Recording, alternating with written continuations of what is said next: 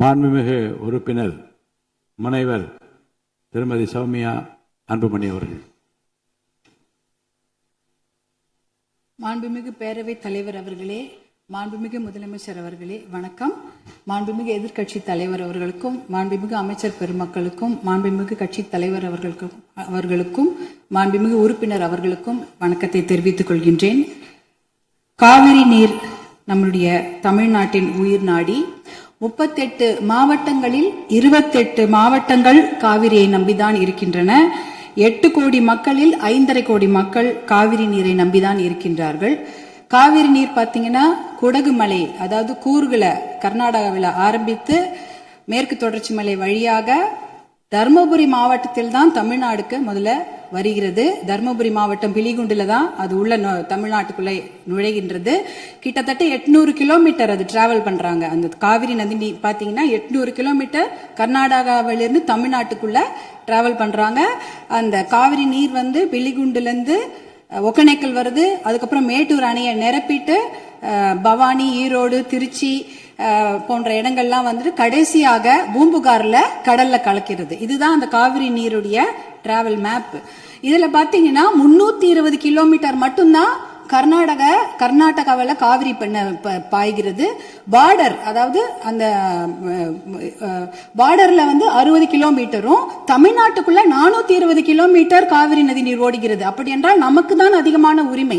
420 kilometre தமிழ்நாட்டில் ஓடுது, நம்மளுடைய மாநில எல்லையில 60 கிலோமீட்டர் ஓடுகிறது. அப்படி என்றால் கிட்டத்தட்ட 740 டிஎம்சி தண்ணீர், காவிரி நீர் இருக்கிறது என்றால் அதற்கு அதிகமான உரிமை நமக்கு தான் இருக்கிறது. கிட்டத்தட்ட 400 டிஎம்சி தண்ணீர் வந்து தமிழ்நாட்டுக்கு உரிமையான தண்ணீர், நமக்கு பாதிக்கப்பட்ட தண்ணீர். ஆனா நாளடைவில் அதை குறைஞ்சி 205 டிஎம்சியா குறைச்சிட்டாங்க. 192 டிஎம்சி அதை குறைச்சிட்டு இன்றைக்கு 177 டிஎம்சி தண்ணீர் தான் தமிழ்நாட்டுக்கு என்ஷூர் பண்ணியிருக்கிறாங்க. அதாவது அந்த காவிரி நடுவர் மன்ற தீர்ப்புல பாத்தீங்கன்னா Karnataka has to ensure to give Tamil Nadu 177.25 TMC தண்ணீர்னு அங்க வாக்கியங்கள் வருது. இது 178 டிஎம்சி நமக்கு இறுதி தீர்ப்பின்படி வர வேண்டிய தண்ணி. ஆனா என்ன பாத்தீங்கன்னா நம்ம வந்து கடைமடை மாநிலம், கர்நாடக அரசு முதல் மடை மாநிலமாக இருக்கின்றது.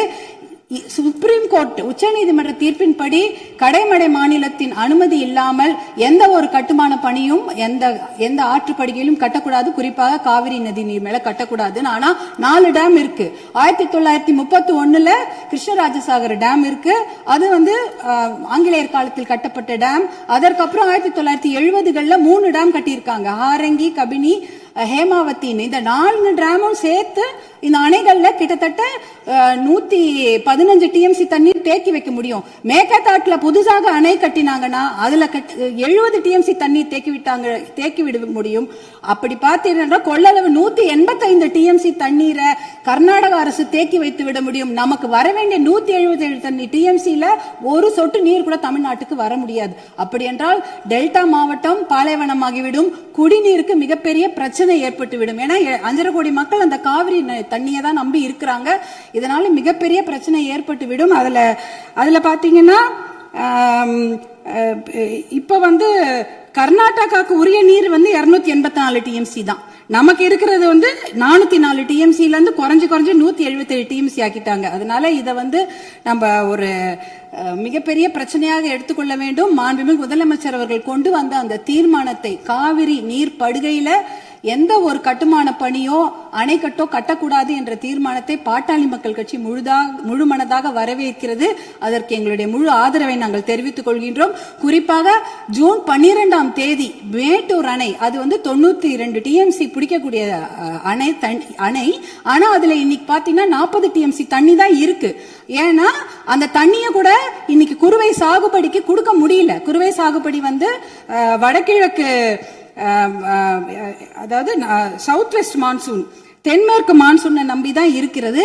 ஆனா இந்த குறுவை சாகுபடிக்கு விடக்கூடிய தண்ணி வந்து இல்லாததுனால 40 டிஎம்சி தண்ணிய இன்னைக்கு ஜூன் 20 இன்னி வரைக்கும் கூட மேட்டூர் டேம் திறக்கல. இப்ப மேட்டூர் டேம்ல இருக்க அந்த 40 டிஎம்சி தண்ணி குடி தண்ணீருக்காக நம்ம சேர்த்து வச்சிருக்கிறோம். அடுத்த வருஷம் இந்த மேகதாட்டு அணையை கட்டிவிட்டார்கள் என்றால் அதற்கப்புறம் அந்த குடித்தண்ணீர் கூட நம்ம மிகப்பெரிய பற்றாக்குறை ஏற்பட்டுவிடும். இதையெல்லாம் கருத்தில் கொண்டு நாம மேகதாட்டு அணையோ எந்த ஒரு கட்டுமான பணியோ கர்நாடக அரசு கட்டாமல் பார்த்து கொள்ள வேண்டும். உச்சநீதிமன்ற தீர்ப்பு தமிழகத்துக்கு சாதகமாக இருக்கிறது. காவிரி நடுவர் மன்ற தீர்ப்புகளும் நமக்கு சாதகமாக இருக்கிறது. இதை நாம் முனைப்புடன் இருந்து தொடர்ந்து செயல்பட்டு இந்த மேகதாடு அணை கட்டுவதை தவிர்க்க வேண்டும். அதற்காக மாண்புமிகு முதலமைச்சர் கொண்டு வந்த இந்த தீர்மானத்தை பாட்டாளி மக்கள் கட்சி முழு மனதாக வரவேற்று ஆதரவளிக்கிறது. வாய்ப்பு கொடுத்ததற்கு நன்றியை தெரிவித்துக் கொள்கின்றேன். நன்றி, வணக்கம்.